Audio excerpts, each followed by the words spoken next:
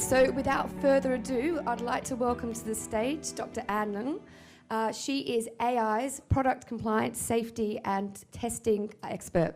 Thank you very much, Anne. Thank you. Can you all hear me? The mic? Okay, good. So thank you for coming this morning. I hope you all find it here and bright and early, because I did get lost. Okay, so this is our agenda for today. We're going to have 4 different sections to go through about compliances. We're going to talk about mandatory and voluntary requirements for EU and US for toys. So we're going to start with that. And then we're going to go through some recall requirements that is hot topics in 2016, why it's being recalled, what's to focus. And then we're going to have a break. And then we're going to focus some of the, I think the main thing for today is the ASTM F963 has actually recently been updated to 16 version after 5 years. And I think you all want to know the detail, and I will go through that after the break.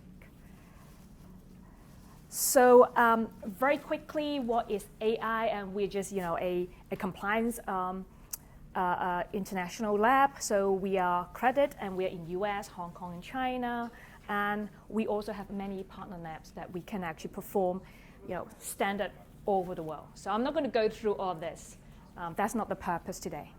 Okay, so we'll start with this. What are the requirements in international requirements for toys? I think before we start going to toys, I want you to give you a very quick introduction, just in case there's any new people into the industry, that when we talk about requirements in the US, we talk about what is mandatory. Mandatory from a federal levels, because if you don't do it, you're going to have penalties. You're going to stop at the port. And there are voluntary requirements that cover additional hazards. And then we also have voluntary standard to cover your quality and performance. Because if you sell some product at $1 compared to $100, you might actually want to look at your quality and the return rate of your products. And that's how we separate them. So US regulations. Okay, it's better. So US, I just mentioned, we have mandatory versus voluntary. So what is mandatory?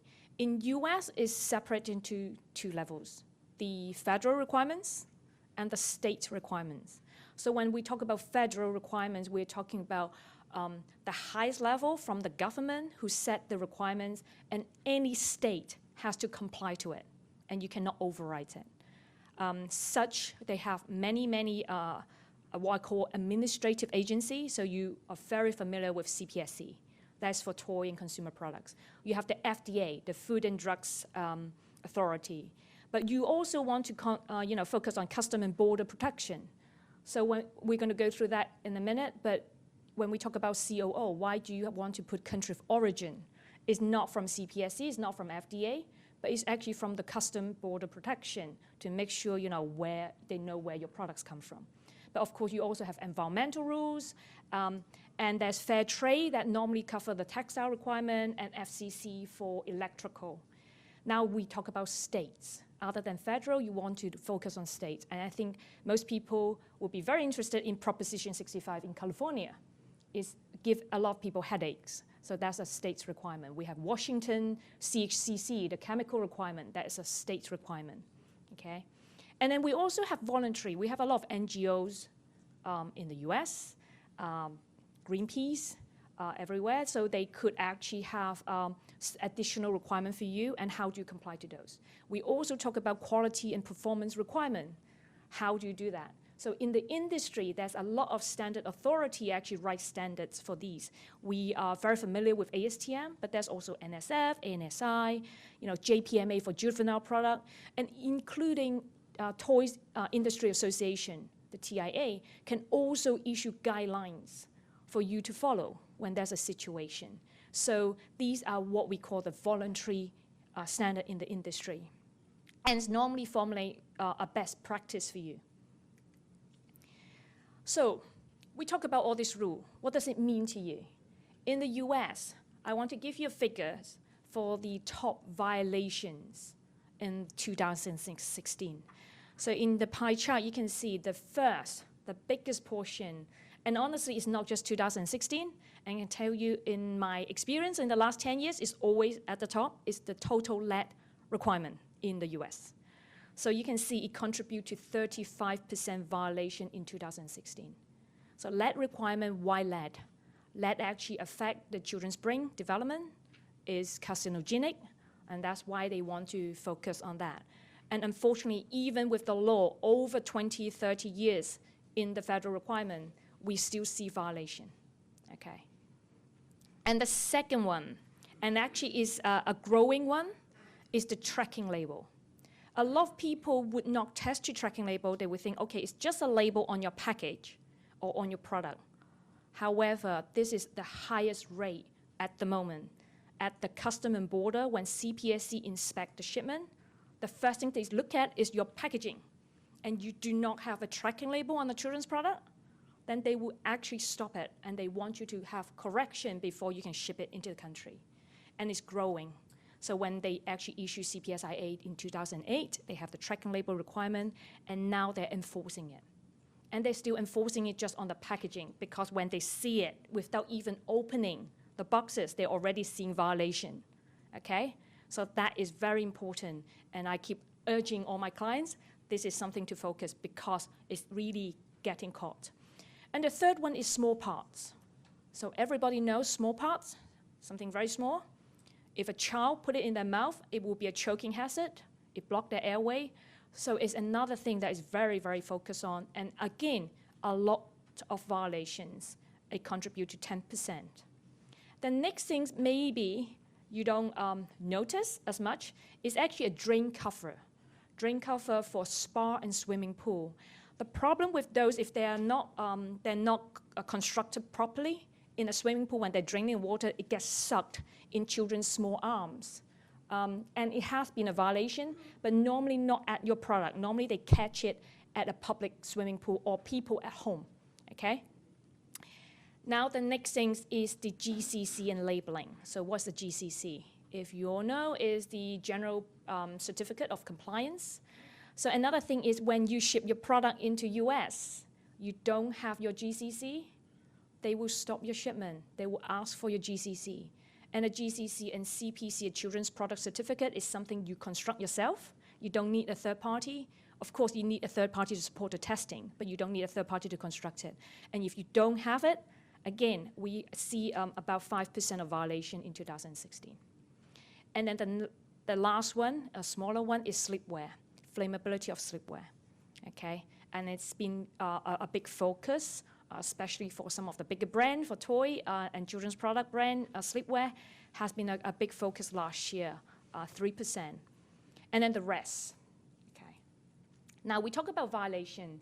What happened to violation? Not everything would become a recall. If you violate, they might actually ask you for correction before you can ship, or they might ask you for a penalty, or they actually ask you to recall the product if they're already in the store for selling. So for US recall, anybody in the US can report a violation on the website in the US. It started 2 years ago. They have a product safety website, anybody. So I or you can actually report there's a hazard at home. And then CPSC will do a review of the hazard to justify if it is really true or not. Then if it is true, they will actually publish a recall. And CPSC has actually updated their website last year to make it much more user-friendly. You can search by different category, different year, different brand, so you can actually get to a recall much easier than in the past. So this is the steps. Now, we talk about violation, but we also want to talk about recall. Sometimes recall doesn't mean you violate a law, but there's a hazard in your products. It's slightly different, okay? The first things, the largest hazard we have seen is fire. So sometimes, okay, we do toy, but there's electrical products. They have short circuit. Something is catching fire. That is one of the biggest recall we see in the US. The next thing is a fall hazard. What is a fall hazard? We see shoes with heels that fall off, so people are falling off.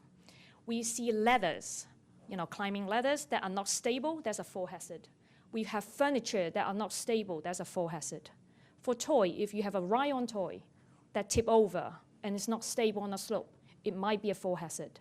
So that is also another thing that is really focused. 18% of the recall in 2016 is due to fall hazard. Injury, any kind of injury, cutting your hands, something shooting out, injuring an eye is an injury. Burn hazard, it goes back to electrical. A lot of overheating. It might heat up, but not catching fire. That's a burn hazard because it burns your hand. Another thing, electrical shock. Okay, it's not overheating, it's not catching fire, but it's just the electrical shock give you a hazard. Another thing to focus on. Then we go to small part. We talk about small part, then we have the choking hazard. Okay, 8% of recall. Laceration hazard. Sharp points, sharp edge that cuts through your hand is a laceration hazard. And then the rest. So you can see, sometime, as I mentioned, there's a shoes, the heels fall off. There is no regulation at all in the US to test to it. They do not require you to have a GCC. However, if you have a product like that, that's going to induce injury to people, there's a hazard, they can still have a recall. That's why I'm trying to put the two things together. The violation of the law, but also the hazard that leads to a recall. You have a violation doesn't mean you have a recall because you can have a penalty and correction, okay? But you also can lead to a recall because the products are already in the market. Now, I want to give you something quite drastic, why I want to talk about recall. Of course, this is catching fire, a dehumidifier catching fire. That's a fire hazard. That's also a burn hazard. That could also be electrical shock if it is induced by a short circuit, okay? The reason I want to put this chart here is to give you an idea. Since 2009, there were 38 companies fined, that's the penalty, fined by CPSC. It looks like it's reduced, right? Into 2014, it's only 7 companies. However, if you look at the actual penalty, I have the penalty here, is in 2009, the penalty was only $275. However, the penalty in 2014, even with the 7 companies, has accumulated to 1.73 million. And in 2016, the penalty for this particular dehumidifier actually have this 15 million to pay off as a penalty because it costs at least 2.5 million. It's 2.5 million manufactured, and also it costs a lot of damage, up to 4.5 million damage in property damage. So they have to pay off. So although we talk about, we can take a risk, we want to risk our product going to the country, it might have a recall, but I want you to understand CPSC are bringing the penalty up. Okay, even though the cases seems to be less, but they're fining, so they're really punishing companies who are not selling safe products in the US. Now, talk about Europe. How does Europe differ from US? In Europe, is many countries grouped together in a European Union. So they actually have something called new legislative framework. The idea is to give more. So it used to be just a directive. But with the new framework, it's giving more authority for the country to enforce the law. So they used to just publish the law, but how could they enforce it? They give more authority. They give guidelines to how to do penalties. So this is kind of new. But they also trying to increase the confidence on conformity assessment. That's something we do in Europe. They also define better meaning for CE mark. Give you an example why we have a clear meaning. In the past, you can just test to a standard that requires CE mark. You put the CE mark on your products, right? And you're supposed to be able to ship to any country in Europe. And when I'm a European, look at the CE mark, I would assume you have a CE mark, it is safe. But now the CE mark actually means if you do not comply to a specification to a country, and normally that comes from electrical products, because in Europe you have a slightly different plugs in each country. You might have a slightly different voltage in different country from the main. If you do not comply to all of the European individual country requirement, you cannot put a CE mark on your products because anyone seeing the CE mark would assume it doesn't matter where I'm in Europe, it's safe for my country. This is the clear meaning, okay, that they have increased that. Okay, and then of course they are creating toolbox to help the industry. So this is quite new in Europe.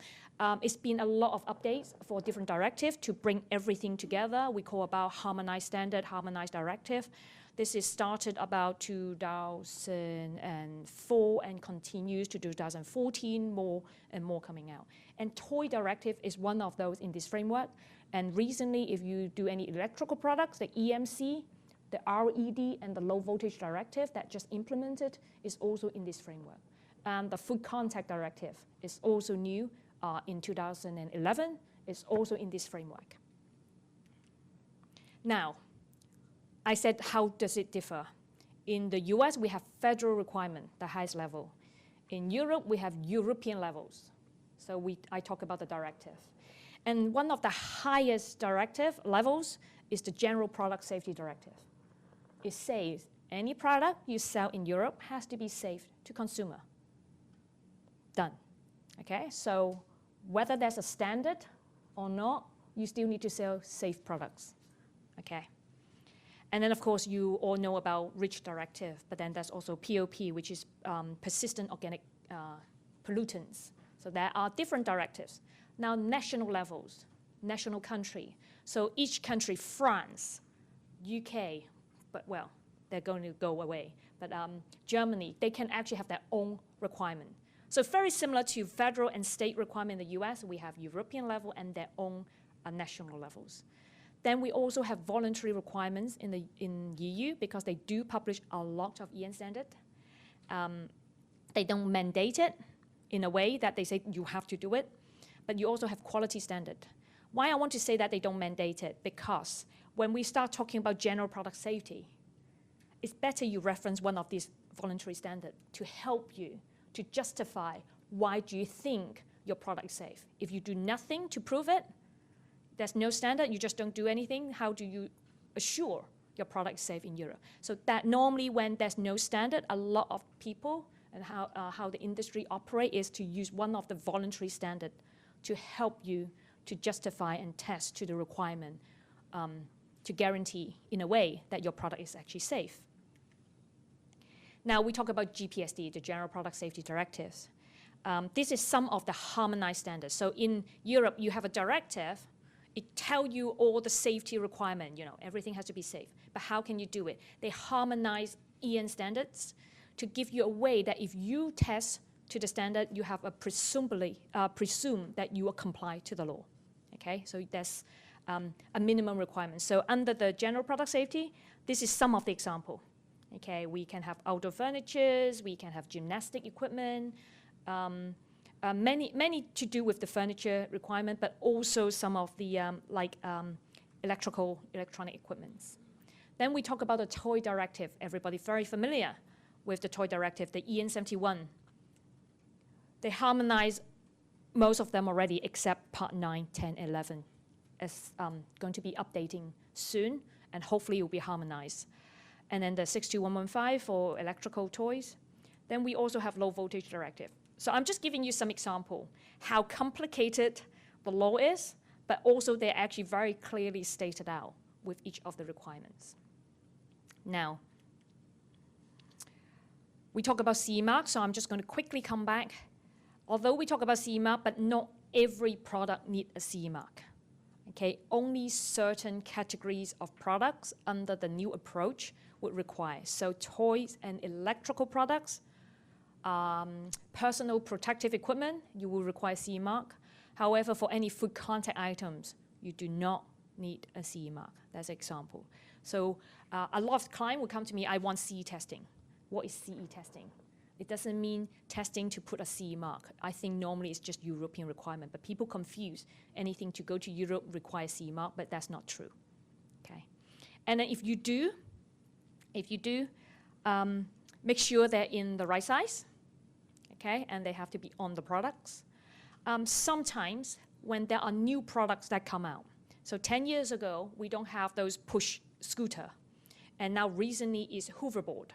These are the new coming out new products. If there's a product that cannot covered by any of the EN 71 standard for toys, because they have additional hazard, you will need to go to a notified body. to do evaluation in order to show compliance. Okay, so that's also one of the requirements about CIMA. You need to go through a notified body. Okay, so recall. Recall in the Europe level, we have RAPIX. RAPIX is for all non-food items that they have a system. Again, there's a hazard identified, or the authority go out shopping and seeing there's a product that has a problems. Then they will go through a product recall and everything will be published on the site. And again, in Europe, they have spent a lot of energy and money to improve the site because for those of you who have some experience, they used to be in just a PDF. You know, we download each month. Now it's searchable. You can actually go in and search. They have all this field. This is all new. I think it was published about maybe last June. So it's really user-friendly now. So you can go in and if you want to know, I'm selling a product. I'm new to this product. For this particular product in this industry, I always recommend you go to the recall website, whether it's US or Europe, to see if any other people has made the same mistake. You don't want to repeat it. I think that's one of the biggest, thing I would recommend you to do. Do not repeat a mistake somebody else has made on the product. Go to the recall website before you do anything else. Okay. So just to quickly, I've spent a lot of time on the US. What is in the Europe for recall? Again, if you think about the regulation being different, the huge portion of the requirement are in the REACH directive in Europe. Most of the violation and the recall come from the chemical hazard. I see the most is still a phthalate requirement. So phthalate has been in the industries forever in Europe. And phthalate, DEHP, is still the highest recall chemical. The next one is still azodye for textile. Now the new chemical, PAH, is coming out. Of course, we now also have total cadmium, total lead, that's it's always been there. Soluble heavy metal under the Part 3 is not as common. I think I'm seeing that fading away.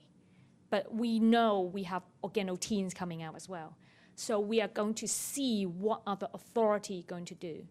And just want to share with you one of my meeting with the European Commission last year, end of the last year. I asked them, hey, I noticed something about European recall. Because normally when you look at recall, they're by country. Why is I would say the, let's see, East and West. East European are always recording drawstring. When we see France and Germany is always recording chemicals. And they told me one thing is doing recall and doing market surveillance require money. So normally, honestly, the poorer country or the government doesn't have as a big budget for recalls and surveillance. They look at the simple stuff. The thing doesn't have to go through a lot of testing. Drawstring on a child clothing is easily identified. That's why you see a bigger portion in that particular country on those categories. Germany, I mean, they're the best chemists in Germany. They focus on chemical all the times, okay? That is a big difference. And I want you to understand, if you're shipping to Europe and you are shipping to specific country and not all of them, you might want to understand also how they enforce. Although we talk about European level, but really the enforcement in each country might be slightly different because of their resources. Now, we talk a lot about the definition, the history.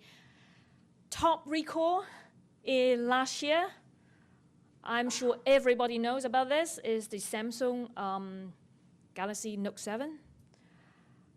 I talked to the Korean, and again, I went to the meeting, and there's Korean government authority testing lab there.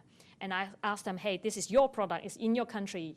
Do you know what happened? They say, unfortunately, they don't know. They told me that they have tested to every international standard. Apparently, they've done all the QC, but it still happened. And they are still investigating, and they really cannot get to the root cause. We do believe there's a big issue with a short turnaround time with product development. We also believe there's a high capacity packed in a smaller, thinner battery. Lithium battery is a high risk, so it's really unstable. But there's also many, many other reasons that they're guessing, but unfortunately they still couldn't find really go to the bottom of it. But I want to tell, with lithium battery become a big issue in the industry. And this is not new. This is really not new. Samsung actually have another phone about 5 years, the small flipping phone, they actually have a battery also explode. So lithium battery overheating fire is a major, major thing to focus this year. And I'm going to talk a lot more in the second section when I talk about the toy standard update. The next one, I don't know how many of you know, the IKEA cabinet last year, the fall over. This is the fall hazard. Can you see the picture? So normally for this kind of chairs, children climbed up like a stairs. And unfortunately, they never put an anchor to the wall. You know, I have children, I never trust this. I always anchor them on the wall because I know they're going to do anything to it. And they put a television on top of this. And the child climbed those stairs when they open it. And the whole thing flipped over, everything on top hit on the head, and it's crushed. And there were 3 deaths. I mean, at the time I make this PowerPoint anyway, 3 deaths already. On this particular board, and they're between 19 months to 10 years old. So even 10 years old have a problem. So this is a major issue. So when you design your product, I know we talk about toys, but please bear in mind, for children's safety, they would do anything unexpectedly at home or to any product you design. And unfortunately, this has caused a lot of problems. So this has been a big issue last year about recall. Okay. So let's do some case study. I talk a lot about regulation. A plush toy, if you ship to US, what are the requirements? So very quickly, we need to do a CPC, that's a CPSIA. I talk about violation, not having this one piece of paper certificate. Of course, you have to comply to F963 requirement for mechanical and also heavy metals. That is tied into the CPSIA requirement. We have flammability requirement, but we also have all the labelings. As I mentioned, tracking label is one of the highest violations, but don't forget about your COO, your country of origin. I think I also mentioned, not really highlight, there was also a violation on labeling, is more on this ASTM requirement. You miss a small part labeling, a small ball labeling, a marble labeling, maybe it's a swimming toys. You forget to say if this is not for life-saving device, okay? That's a violation. So these are the mandatory requirement under the federal levels. Under the state level, I'm just highlighting some. This is a plush toy, so you need to do PA stuffing labels and PA stuffing tolerance test. Is going to California. I think you want to focus on, again, the 7P phthalate, because California have one extra. You have the total lead. You might also want to start thinking about formaldehyde, because they're catching it. They also talk about flame retardants.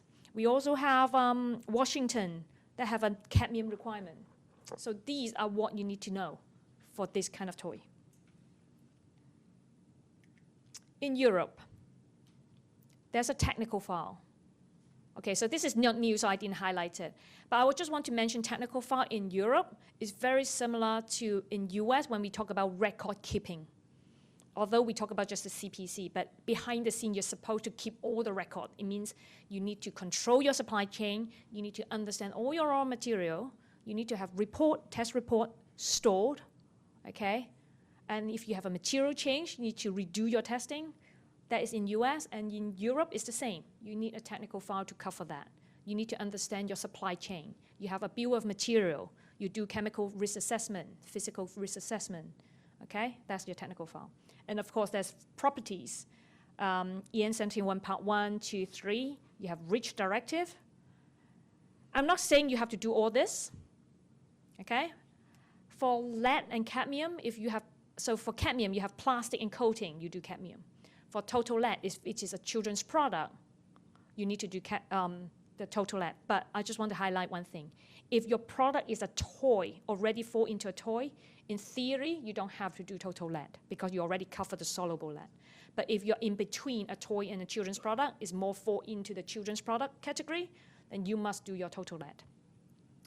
Phthalate, if you have plasticized material, organotin, textile, plastic, PAH, rubber, okay? Anything you have prolonged skin contact to your skin. Azo dye, any textile material. There's the plush toy, you know, they're going to hug it, right? They're going to be skin contact, so you don't want azo dye in the fabric.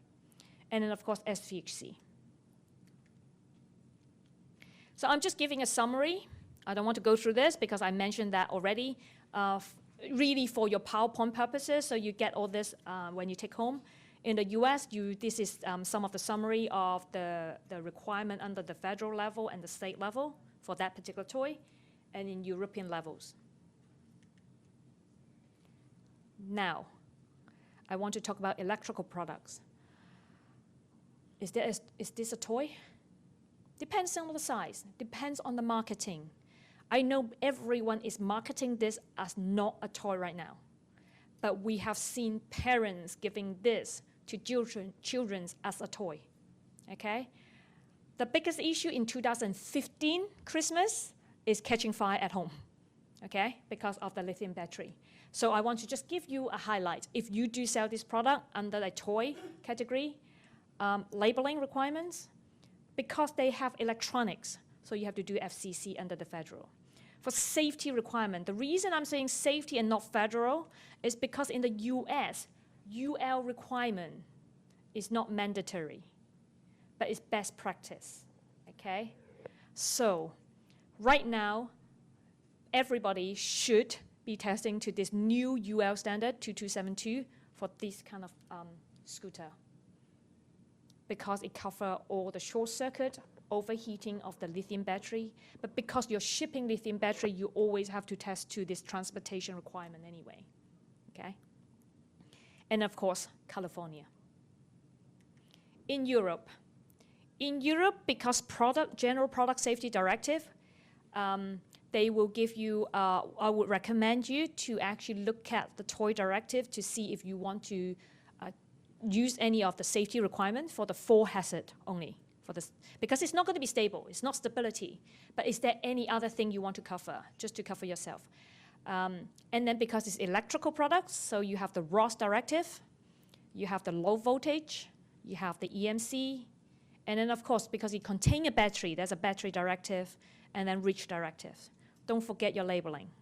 And then again, they have safety requirement, and the IEC 62133 is kind of the equivalent to the UL standard, but it's just in the European levels, okay?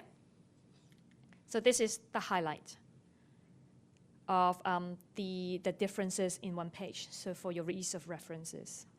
Next things, a school bag. Although this looks like a professional school bag, but how about if I put Hello Kitty on it or a Disney Mickey Mouse on it? It might become a children's product quickly, other than general use products. So because it's for children, CPC, the total less CPSIA, the labeling. And then you have the state level. Now for Europe, mostly the REACH directive, but I want to mention one thing. This is not a toy. So this is a recommended requirement. Normally when we have a children's product that's not a toy, we always ask you to reference to the EN 71 standard to choose the applicable requirement to help you to test your product to make sure it's safe. And when we talk about that, is we want to eliminate the hazard, okay? It's not purely just testing. That's why when we talk about EN 71 Part 3, if you really have a product that's under 6, we would recommend you to do the testing because the children behavior is the same. And then of course the REACH directive. Again, please, I'm not asking you to test all of this. Look at the material of your product, okay? Plastic, textile, metal. Not all of them has to be tested. Stationaries. Okay, we are repeating the requirements. It's very, very similar. As long as it's a children's product, you have to do all this. But I just want to mention on this, would you consider this art material? If you do, that's LAMA requirement. That's the labeling of art materials. And sometimes it's very confusing when we look at stationaries. A set of water paints is art material. A set of chalks with 48 colors is art material. But if you're just selling one pencil, if you're just selling one color of chalk, they might be used for general use. So we would not consider that. So sometimes it's confusing is how you sell your products.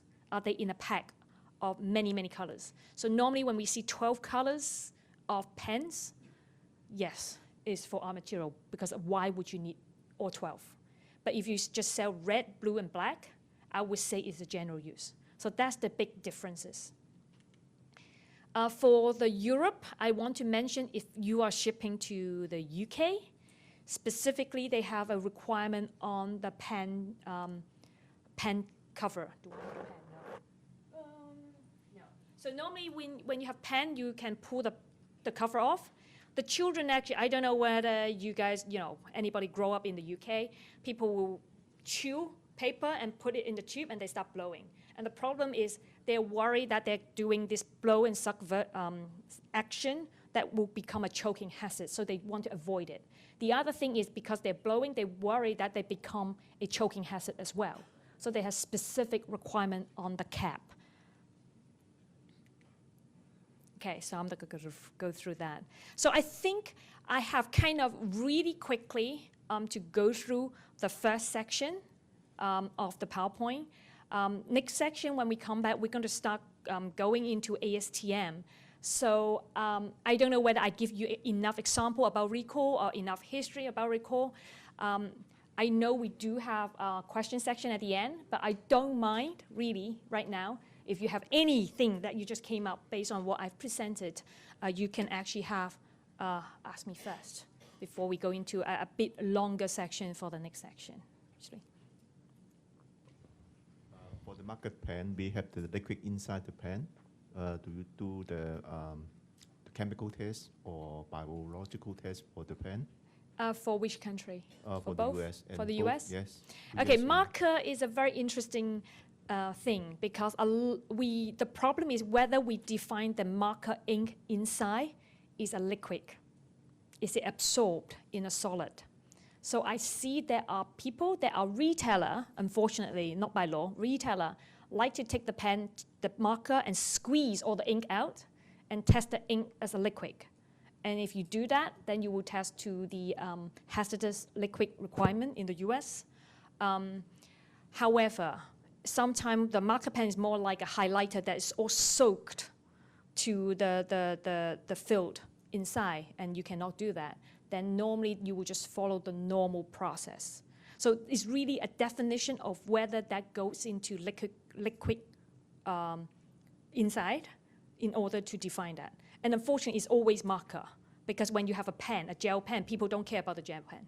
But in Europe, we would definitely have to do the SVHC and all the liquid requirement to comply, because it's leave a trace. You're leaving, when you write, the chemical is releasing out. But in the US, honestly, it depends on who you're selling to, and the law is not very clearly defined. And right now, the differences, and also I see a lot of lab practice, is really based on the retailer in the US, how they want that being done for the marker pens.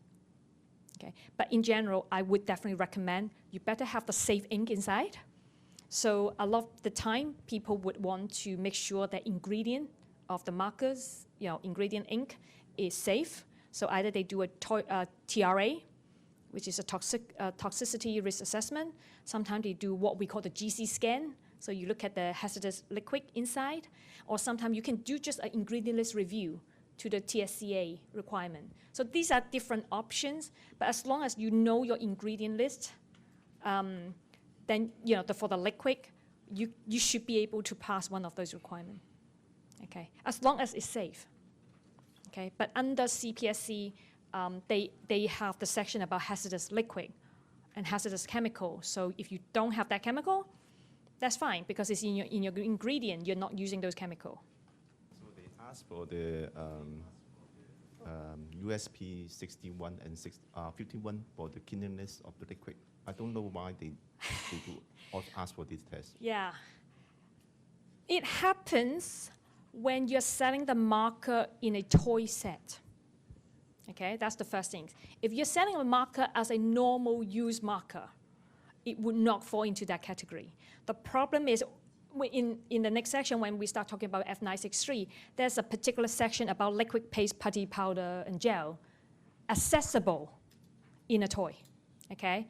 And for all of those, they need to test to toxicity risk assessment and also USP. And the reason they worry anything that's liquid in nature, they will contain bacteria. That's the first thing. Is it contaminated with bacteria? The other thing is because it's accessible, that you're touching it, so you introduce bacteria to it, can it preserve for the life of the product, that they're not going to have mold growing inside? And I think that's the problem in the industry specifically about marker, because somebody in the past has defined marker ink being a liquid inside the pen when it's in a toy set, and that's why it goes into that problems. And as I said, there's no right or wrong answer. I haven't seen specific violation or anybody getting caught by the CPSC. However, I see a lot of shipment rejected by the retailers who mandate those requirements. And sometimes it might come from the lab that they're using based on the interpretation of the law. It could based on past record because they've seen mold growing in the marker pen in the past because of the ingredient they use. They might not put enough preservative, maybe the contamination in the production process. They've seen it, so they actually make sure that you're doing the test. So that's a lot of history for tests that's being done, especially by the bigger retailers. Unfortunately, it kind of burden you with the testing right now.